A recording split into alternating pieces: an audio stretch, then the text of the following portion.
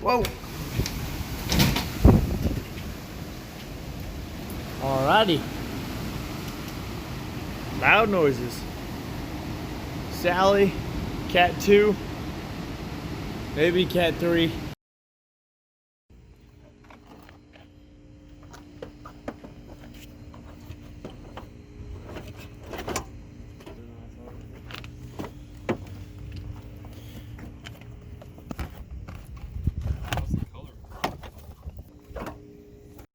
Do it.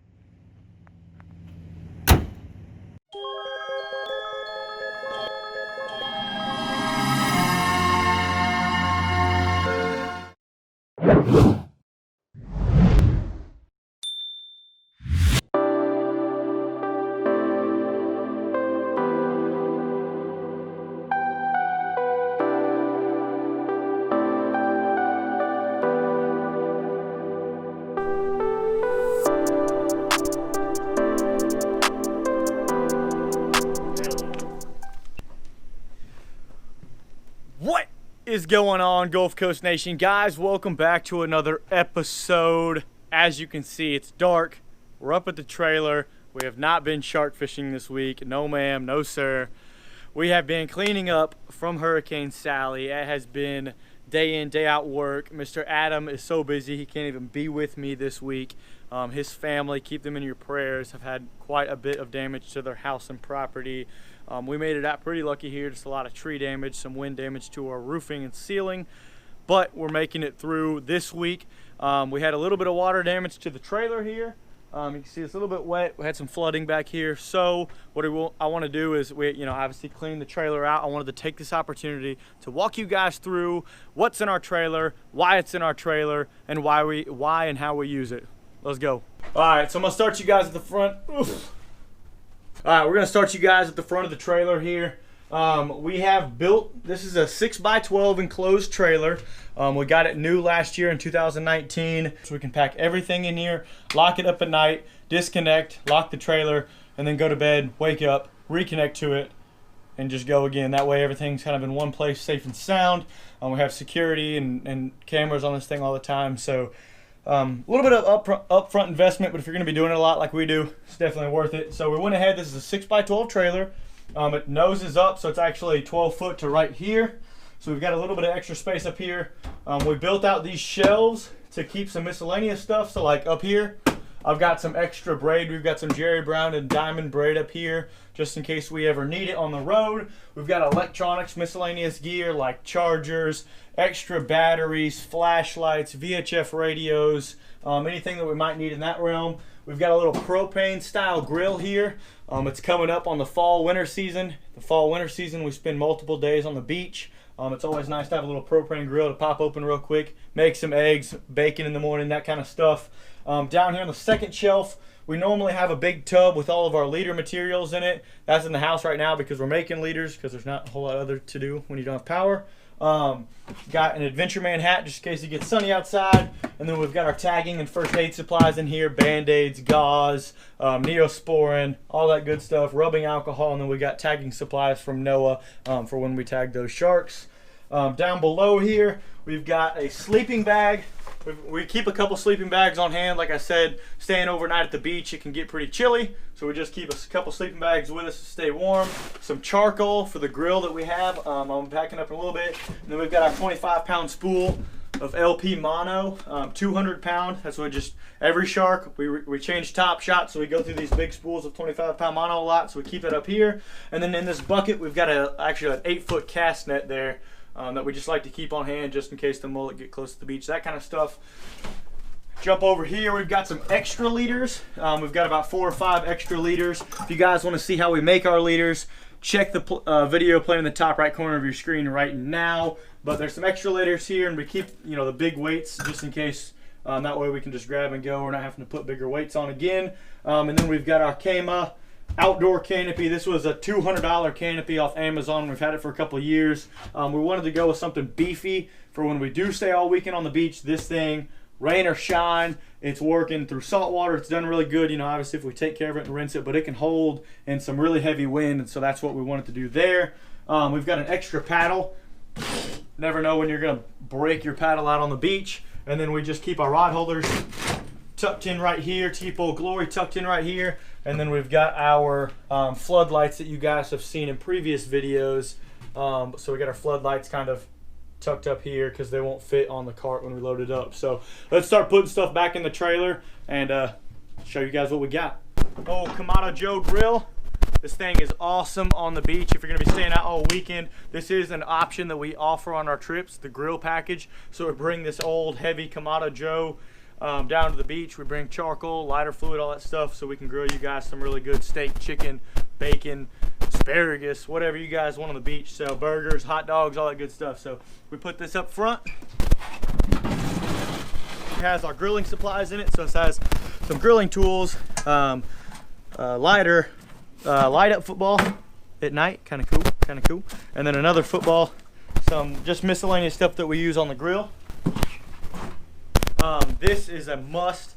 This is just a regular old power sawzall, but when you pull out that bait, you get to the beach, we have stingrays that are frozen, jack crevalle that are frozen, black gum that are frozen. You just pop this thing down, bait, cut your bait, no worries, you're not sitting there sawing on a bait forever and ever. Real quick, get it done. So this is a big plus here. And then we just got our PFD, gotta be safe. Here we got our two harnesses.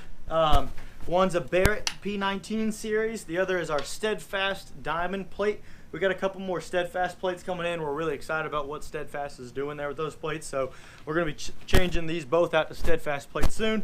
And then we got our braid play action harness. We got two of these things. They're a little bit expensive, but these things are top of the line.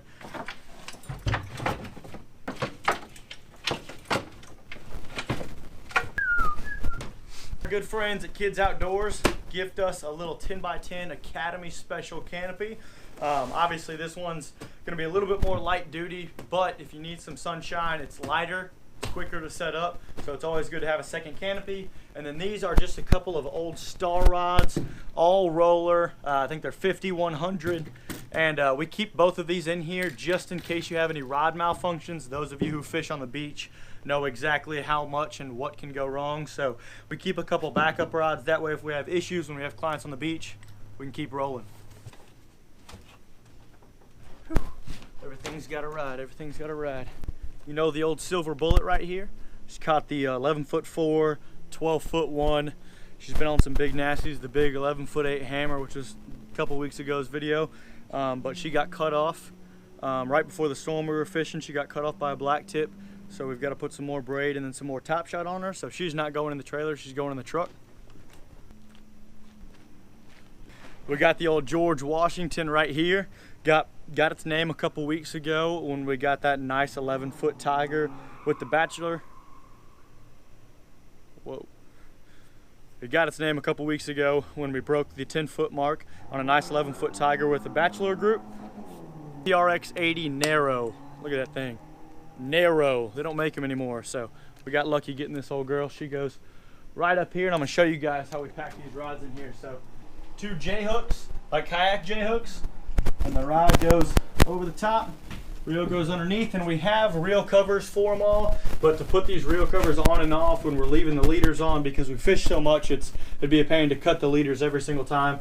We just put a towel, make sure the towel stays clean, over it, protect the handle side, snug it up against the wall, and then we'll let it dangle, and then I'll show you what we do later. And then obviously rod socks right here keeps the rod protected. You know, you want that epoxy, you want rods look good, you want to keep them looking good, so keep the rod socks on there. These are just a couple surf rods that we keep. I didn't mention these. We just keep some surf rods on hands during the charters. We throw them out for whiting and stuff like that. So it's brand new. Been on the beach about 3 or 4 times now. TRX 80 wide. It is green on a nice little 8130 Century green rod. We got a Steadfast rod being built out for it right now, but it does not have a name because it has not broken the 10-foot mark yet. So stay tuned. We stack the second rod in here. We just alternate underneath the first rod, lay it on the side plate because you don't want that side plate being beat up. This, my friends, is the classic Pin 130H workhorse. This gal's been around for a long time. It's a 1978 model on a Rain Shadow 5130. This 5130 is actually about to go back on our black Avit 130 TRX when we get it in, hopefully tomorrow. And that combo is actually going to Yakking with Jack. So this ride will be there soon. And this old girl, she's just, she's one of those things you can always trust her. All these 2-speed reels breaking down, stuff like that. She's put some of the biggest fish we've ever seen on the beach. Single speed, good old American muscle. So you obviously don't want to stack both of these reels side by side and clank up on it. And we'd obviously, you know, ideally want another rod sock there. And then we're just gonna real easy take this excess towel down here, wrap it up and over the top. And then I'm gonna wrap it up underneath this rod right here. Reel up and around, and then protect it like that. That way all the big reels are now protected, and then we can stack, you know, our spoon rods and stuff like that on. So let's get those guys in there. Just got a gig. Got the Tranx 500 for snagging rays and snagging mullet this time of year.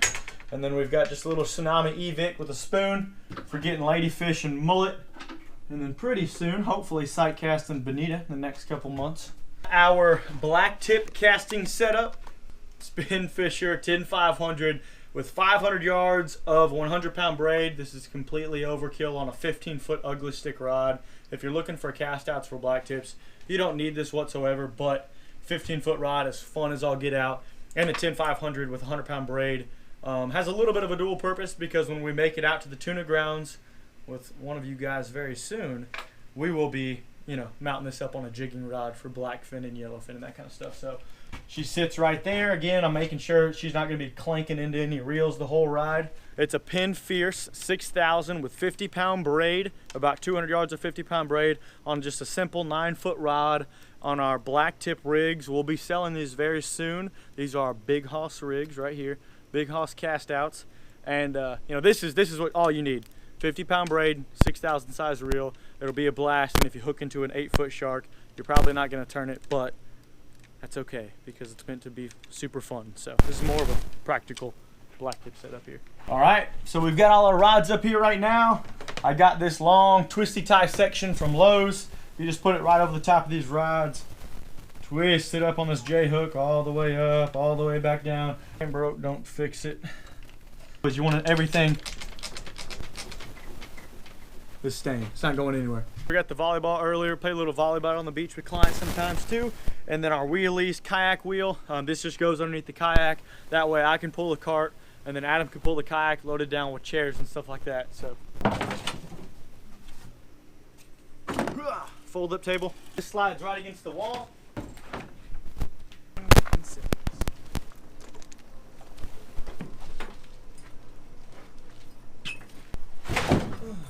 Next in is the cart. Try to tuck it in by the side. It helps hold the table up. Gives us a little bit of lane and room for the kayak. If you guys want to know more about what's on this cart, check out last week's video. And if you guys want to know more about the cart in particular, it is a custom-made cart. Check the video playing in the top right corner of your screen right now. All right, then slides in our kayak. This is a 12-foot Scrambler XT, which is really why we got a 6x12 trailer. Obviously needed 12-foot minimum to fit the old yak in here. The Scrambler XT is not being made anymore, but this is hands down, in our opinion, one of the best land-based shark fishing kayaks that you can have. So we just tuck it right in here on the bottom J hooks.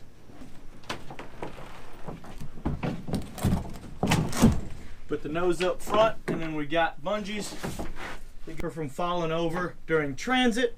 And then we'll go grab the paddle up top of the kayak. She rides right there just fine. Our zero gravity chairs.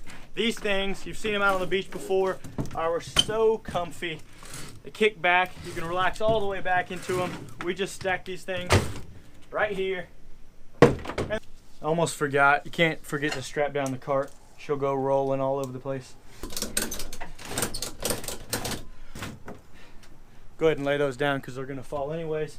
So basically, right there, that's the old trailer setup.